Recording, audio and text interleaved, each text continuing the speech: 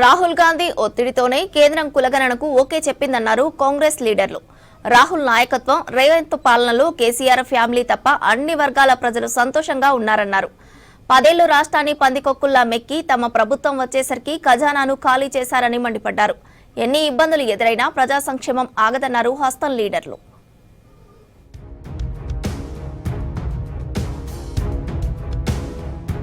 రాజన్న సిరిసిల్ల జిల్లా మల్కపేట ప్రాజెక్టు నుంచి కుడి కాలువకు నీటిని విడుదల చేశారు ప్రభుత్వ విప్ ఆది శ్రీనివాస్. 10 ఏళ్లుగా నిలిచిన కాలువ నిర్మాణ పనులను పూర్తి చేశారు ఆది శ్రీనివాస్. ఈ కాలువ ద్వారా సుమారు 5,000 ఎకరాలకు సాగునీరు విడుదల చేశామన్నారు. ప్రాజెక్టు ఎడమ కాలువ కోసం ఇప్పటి వరకు 70 ఎకరాల భూమిని సేకరించామని, మరో 70 ఎకరాలు భూసేకరణ చేస్తామని తెలిపారు. ఇంత పెద్దది కట్టుకుంటాం కానీ కాలువ దవ్వే కాడ ఓ దగ్గర 350 మీటర్లు దవ్వుకోలేకపోయినాం, ఓ దగ్గర 100 మీటర్లు దవ్వకపోయినాం. ఆ రైతులతో మాట్లాడి మెప్పించి ఈ రోజు దాంతో పాటు మారు పాక దగ్గర వరకు కూడా ఇంచుమించు 12 కిలోమీటర్లు ఉంటే 858 ఎకరాలకు సాగునీరు అందబోతుందని చెప్తా ఉన్నా. రాహుల్ గాంధీ నాయకత్వంలో సీఎం రేవంత్ రెడ్డి ప్రభుత్వం ప్రజాపాలనను అందిస్తోందన్నారు కాంగ్రెస్ సీనియర్ నేత జగ్గారెడ్డి. కేసీఆర్ది నటన పాలన, కాంగ్రెస్ది ప్రజాపాలన అన్నారు. కవిత కొత్త రాగం ఎంచుకొని మాట్లాడుతున్నారని విమర్శించారు. 10 ఏళ్లు తన తండ్రి సామాజిక తెలంగాణ పట్టించుకోలేదని కవిత చెప్పకనే చెప్పిందని విమర్శించారు జగ్గారెడ్డి.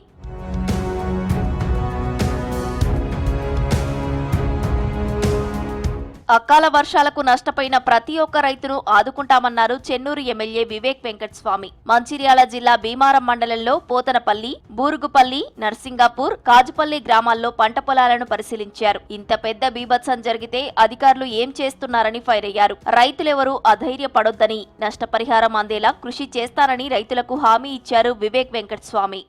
రైతులందరూ కూడా ఆందోళన పడకండి, మనము అసెస్మెంట్ చేస్తున్నారు.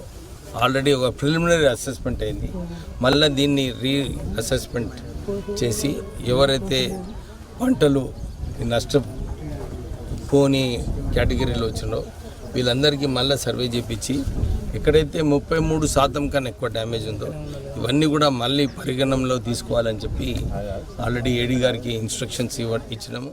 మంచిర్యాల జిల్లా చెన్నూరు మండలంలో పలు అభివృద్ధి పనులకు శంకుస్థాపనలు చేశారు వివేక్ వెంకటస్వామి. ఒత్కులపల్లెలో 3.5 కోట్లతో చేపట్టబోయే బీటీ రోడ్డు, వంతెన నిర్మాణానికి శంకుస్థాపన చేశారు. దుబ్బపల్లెలో 3 కోట్ల రూపాయల నిధులతో నిర్మించబోయే జడ్పీ రోడ్డుకు శంకుస్థాపన చేశారు. ప్రస్తుతం చెన్నూరు నియోజకవర్గంలో దాదాపు 200 కోట్ల రూపాయల నిధులతో అభివృద్ధి పనులు వేగంగా కొనసాగుతున్నాయని చెప్పారు ఎమ్మెల్యే వివేక్ వెంకటస్వామి.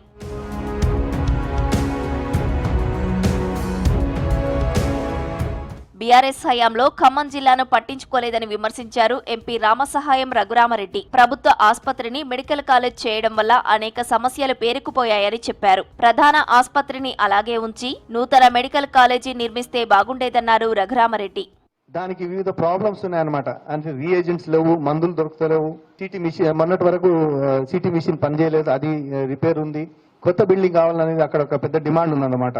అంటే ఇందులో పెద్ద పొరపాటు ఏం చేసినామంటే ఈ హాస్పిటల్ని మెడికల్ కాలేజ్గా కన్వర్ట్ చేయడం అనేది పొరపాటు అయింది. అప్పుడు దీన్ని హాస్పిటల్గా ఉంచి దీన్ని ఇంప్రూవ్ చేస్తూ కొత్త మెడికల్ హాస్పిటల్ వాళ్ళు చేస్తే మెడికల్ కాలేజ్ చేస్తే అయిపోదు. సంగారెడ్డి జిల్లా కాంగ్రెస్ పార్టీ ముఖ్య నేతల సమావేశంలో గందరగోళం నెలకొంది. మంత్రి దామోదర రాజనరసింహ ముందే గొడవకు దిగారు కాంగ్రెస్ నాయకులు. ఇందిరమ్మ కమిటీలో కాంగ్రెస్ పార్టీ కార్యకర్తలకు అన్యాయం జరుగుతుందన్నారు జహీరాబాద్ ఇన్ఛార్జ్ ఆగం చంద్రశేఖర్. వెంటనే కల్పించుకొని ప్రతి కాంగ్రెస్ కార్యకర్తకు న్యాయం చేస్తామన్నారు ఎమ్మెల్యే రామ్మోహన్ రెడ్డి. దీంతో పరిగి ఎమ్మెల్యే, పటాన్చెరు కాంగ్రెస్ నాయకుల మధ్య వాగ్వాదం జరిగింది. ఇరు వర్గాలకు నచ్చజెప్పి గొడవను సద్దుమణిగేలా చేశారు పోలీసులు.